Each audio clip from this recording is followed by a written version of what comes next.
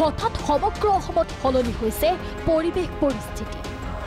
উত্তেজনা আতংক অদূৰ ভৱিষ্যতে জটিল পৰিস্থিতিৰ শংকা যিকোনো অনাকাংক্ষিত ঘটনাৰ মোকাবিলা কৰিবলৈ তৎপৰ অসম আৰক্ষী ৰাজ্যৰ বিভিন্ন প্ৰান্তত তৎপৰ হৈছে অসম আৰক্ষী ৰাজ্যৰ বিভিন্ন প্ৰান্তৰ লগতে মহানগৰীৰ ৰাজপথত আৰক্ষীয়ে কৰিছে পদসঞ্চালন জিলাই জিলাই হৈছে শীৰ্ষ পৰ্যায়ৰ আৰক্ষীৰ বৈঠক সমান্তৰালভাৱে মহানগৰীতো ঘনে ঘনে আৰক্ষী বিষয়াৰ সৈতে বৈঠকত মিলিত হৈছে আৰক্ষী আয়ুক্ত কিয়নো মহানগৰীৰ নুনমাটিৰ ব্ৰহ্মপুত্ৰৰ চৰত সংঘটিত হৈছিল এক অনাকাংক্ষিত ঘটনা অনা অসমীয়াৰ এটা পৰিয়ালৰ ঘৰ দুৰ্বৃত্তই জ্বলাই দিয়াৰ অভিযোগ সমান্তৰালভাৱে চেণ্ট্ৰেল মলত সংঘটিত সংঘাতো চিন্তনীয় বিষয় প্ৰথমে মাৰোৱাৰী অসমীয়াৰ সংঘাত তাৰ পিছত বিহাৰী অসমীয়াৰ সংঘাত এইবাৰ মিয়া হটাও অভিযান এই সকলোবোৰত ৰাজনীতিৰ গোন্ধ পাইছে বিভিন্ন দল সংগঠনে একাংশ ৰাজনীতিকৰ প্ৰৰোচনামূলক বক্তব্যই চিন্তিত কৰিছে ৰাইজক মুছলমান বিৰোধী ঘৃণাক ইন্ধন যোগোৱাৰ অভিযোগ CPIMৰ কৰাৰ কাৰণে মুখ্যমন্ত্ৰীয়ে লাগি গৈছে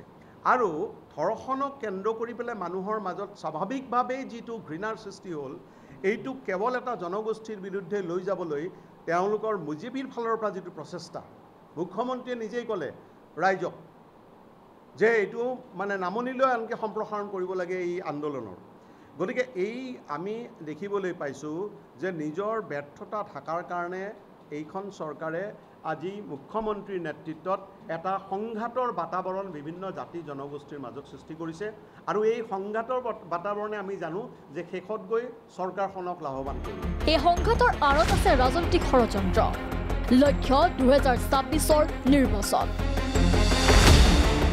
সংঘাত সৃষ্টি কৰি ৰাজনৈতিক মুনাফা লোৱাৰ চক্ৰান্তৰ অভিযোগ নেমচুৰ মিয়াৰ নিৰাপত্তা বিচাৰি ডিজিপি সাক্ষাৎ নেমচুৰ কেন্দ্ৰীয় নেতৃত্বৰ সংখ্যালঘু বিশেষকৈ মিয়া সম্প্ৰদায়ৰ লোকসকল এতিয়া নিৰাপত্তাহীনতাত ভুগিছে তাৰ প্ৰতি লক্ষ্য ৰাখি একাংশ সাম্প্ৰদায়িক শক্তিয়ে এই হিন্দু মিয়া এনেকুৱা ধৰণৰ বিভিন্ন ধৰণৰ অৰাজকতাৰ সৃষ্টি কৰি এটা বৈষম্যমূলক মানে ব্যৱহাৰ কৰি বা এটা বিভেদ আনাৰ যিটো মানে সফল ৰূপায়ণ কৰাৰ এটা আপ্ৰাণ চেষ্টা চলাই আছে আৰু কিছু কিছু এই ক্ষেত্ৰত সফল হৈছে একাংশৰ সন্দেহ প্ৰকৃত জাতীয়তাবাদ নে সাম্প্ৰদায়িক শক্তিৰ কবলত পৰিল শৃংখল চলিহাৰ দৰে একাংশ নেতা উজনি অসমত অখিল লুৰিণ গৌৰৱৰ উত্থানৰ বিৰুদ্ধে ৰাজনৈতিক শক্তিয়ে ব্যৱহাৰ কৰিছে নেকি শৃংখলক